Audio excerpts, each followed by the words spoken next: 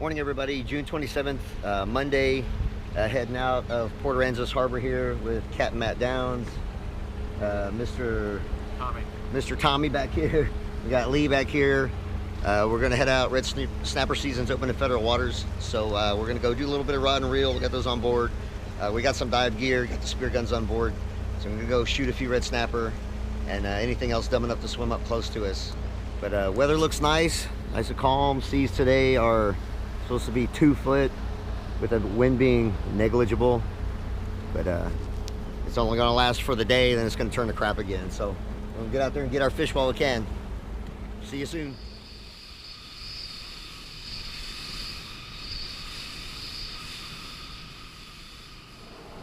Alright, we're kind of trolling by the ship here. Yeah, kingfish.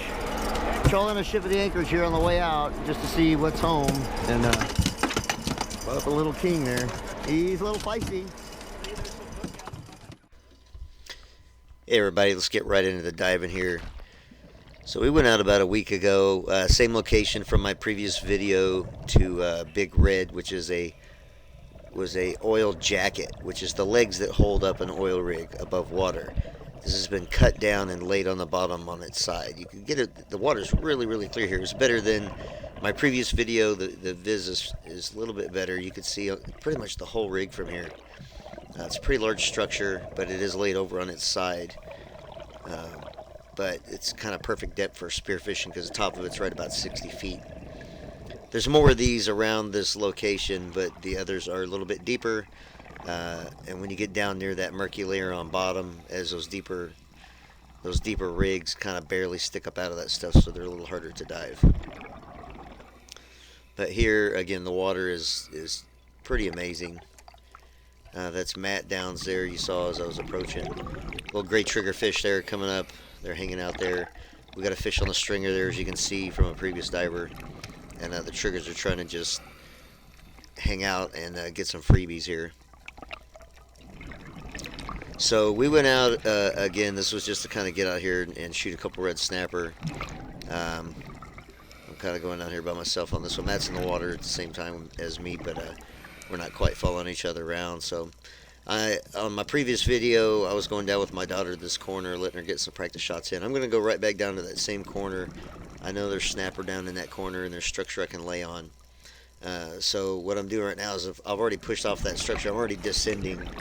I'm just kind of loading the gun on my way over there. I already see that corner down there that I want to go to, and just getting everything prepped, get my safety off, making sure my tips lined up, check my air, check my time. I see a bunch of spade fish swimming around here. They're pretty common down here. They're pretty much common on every single rig. But the spades will kind of free swim around. Gray snapper will kind of be tucked in that corner, some of those smaller ones.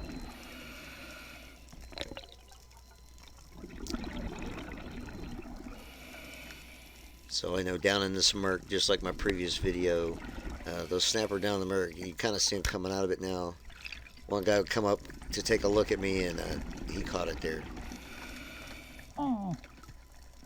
So I thought I was getting tangled up, and I kind of made a groan there, but I realized he come free. He's just kind of fighting me there. But pretty decent snapper. I'm immediately just going to take him shallower and deal with him shallower. That'll help me conserve bottom time and air. I won't have to sit down there dealing with him at depth. I see Matt coming down there to my right. This is what would be the top of the rig where I'm kind of looking out here. So I'm going to go over this part of the rig. I'm just straddling the rig here. You see all this fuzzy growth on the rig?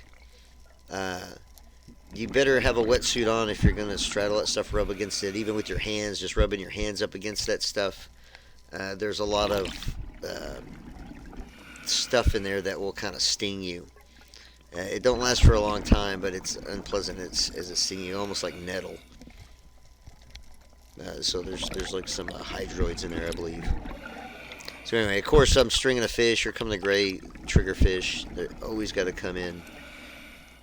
All right, I'm going to try to take my tip out now. You see I got this string on here. Normally that's to keep the tip on before I pull the trigger, but right now I'm trying to use it to keep my tip lined up. Right there it stays in the fish. My tip came out. I didn't realize till later I went to put my tip on and that string was missing, and the way my gun is set up, I can't point my gun downward because the tip just falls off of my gun without that string on it. So I had to jimmy rig it with some 100-pound mono, but that was kind of an interesting thing too. I noticed it later. I didn't ever notice that it came off until I went back and watched this video and I saw it stay in the fish right there when I pulled the tip out. So one good thing about running a GoPro here.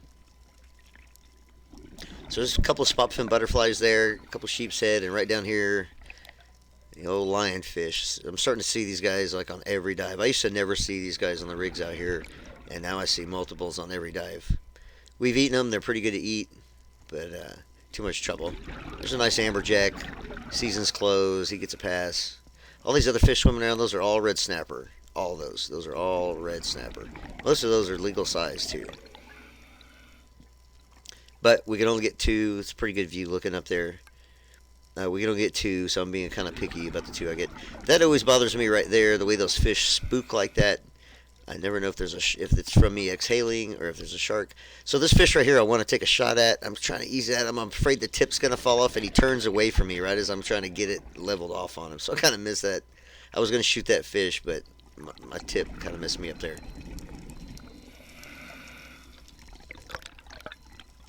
So you hear my alarm beeping. I believe I'm at 100. I don't know if that's my 100-foot alarm or my air pressure alarm. Now you see all the fish down there. A lot of that's red snapper. There are blue runners all over the place. There's sheep's head. There's gray snapper. Most of the grays were small, but still scanning around, looking for maybe a stray grouper, maybe an African pompano. See through the rig, you can actually see there's a big school of look downs out there. African pompano look very similar, and the difference is when African pompano are smaller, they'll have long streamers coming off the top and bottom of them. When they get bigger, they lose those, but when they get bigger, they get really big. They look just like those look downs when they're smaller, but the streamers kind of set them apart. And it's during one of these dives that I'm just kind of checking out these look downs, and I noticed there's actually some juvenile African pompano swimming in with the look downs. But they didn't really want anything to do with me. So, but I'm putting a lot of footage of the dive in here, just kind of swimming around. This seems kind of boring footage here. But I just wanted to get some good footage of the structure here. The clarity was just so good. It's hard not to include all this footage. You can just see so much pipe through there. There's a couple of pork fish. Pretty cool. It gave me a little close-up there. And I see a gray out there beyond him. And I barely get the shot off on that guy and hit him. Unfortunately, I shot him right through those cables. He goes down, immediately wraps up in the handrail like 2 or 3 times down there. And he's stuck. I don't really like the idea of swimming out through all the middle of all this crap. I'm afraid of getting tangled in this stuff because it's cable. There's no cutting it if you get tangled in it. But there is a big enough hole, so I kind of just swim through. I get through pretty clear. Cable comes off. Now I just got to deal with the fish. He did wrap up in the handrail there. He's got himself on a short leash, so I clipped my gun off to myself. I wouldn't do that if this were a big fish, but he's a small fish. Trying to get him. I'm trying to unwrap him from the pipe. I can't get him undone. He's just on there tight. So I figure I'm going to dispatch the fish first. When he's not fighting me, he'll be much easier for me to get off here. You see that mouth open like that?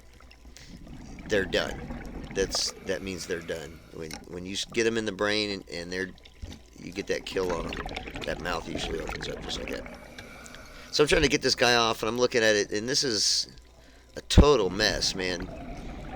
And I'm down at depth here. I'm wanting to get up shallower. I'm not low on air or anything, but I don't have a lot of bottom time left. I'm trying not to dilly around here. Of course, here come the triggers. They want a bite or two. So I got him free. I started heading up. See the look downs off to my right there. Kind of come in to get a good close look at me. everything on the rig, when you shoot a fish like this, a lot of fish want to come in, even fish that don't eat other fish, like look downs. You don't think of them as fish that eat other fish, but when you shoot a fish and they're injured, they always want to come in and take a look. So there's Matt. He dropped his stringer with his fish on it, and that was him swimming down to catch it. I just happened to catch this on video, but he's right below the boat there. I'm not sure how that happened, but yeah. Kudos to you, Matt, for you catching it. So there's my gray and my red. A couple pretty good eaters there. Make a couple good meals. So did my surface interval. We all spent an hour on the surface eating and drinking, and we're going to jump back in for dive 2. I believe I've only shot one red snapper at this point and the one gray. So I still have one more red snapper to go. And the limit on the grays is a little more liberal, so those I'm not really too concerned with. So I'm loading up again. I'm swimming horizontally, but I'm also kind of descending as I'm swimming here. Just prepping my gun up. When I hit this far corner, that's where I want to be, is on the bottom down there where you can see beyond my gun. So I'm going to swim over this corner so I can drop straight down on the spot I want to be on. So here's me down in that corner now. I kind of skipped ahead here. Again, it's the same spot I've been ambushing these guys from. See the handrails out here, right in the murk layer. Gray snapper really like to hang out around the handrails. They really like the thick structure like that. They'd be really hard to get out of there with a rod and reel, but yeah, anywhere, if you see the handrails, look for the gray snapper. It's just pretty good visual on the rig here. You can really see that hazy layer on the bottom where it's kind of lighter colored above that dark blue. So right here is where I notice that there's 4 or 5 small African pompano mixed in with the look downs. And I'm hiding behind this rig leg. I lay my gun up there. They can't hardly see it because it's pointing straight at them. And I'm hoping they're going to come closer to me. So I'm kind of working around. They kind of swim out away from me. That kind of spooks them. I hide behind the structure for a while. Here they're kind of coming back to me. And I'm looking for those African pompano. And I don't quite see them again. They tend to stay on the far side of the school now. And they don't approach me. But they were big enough to shoot, but not big adults. They did have the long streamers on them. But I would have definitely put a shaft through one. So there's a few red snappers swimming out the rig.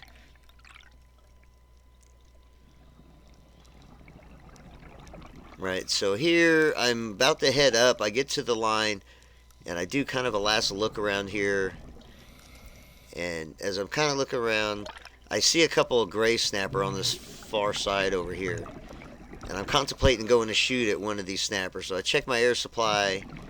Okay, I feel I'm good on air. I'm good on time. So I'm going to run over here real quick. Unfortunately, my GoPro's kind of pointed downward. So this is as good as a shot is going to get. But you'll see the fish here in a minute. But unfortunately, I didn't get the shot on video. It's so hard to keep my GoPro lined up underwater. You move your head quickly, and it tends to move the camera a little bit.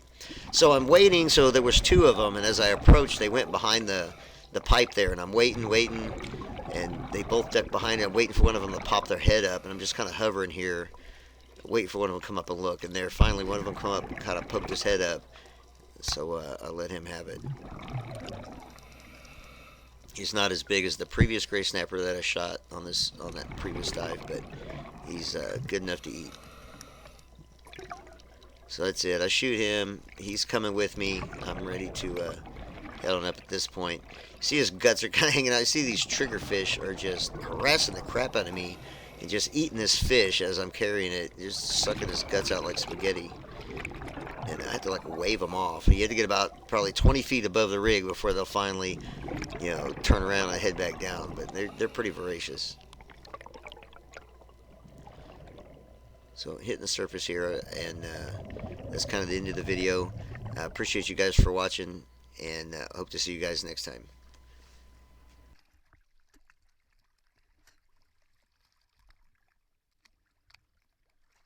Lee, you up there? Please tell me you brought my small backup bottle up here.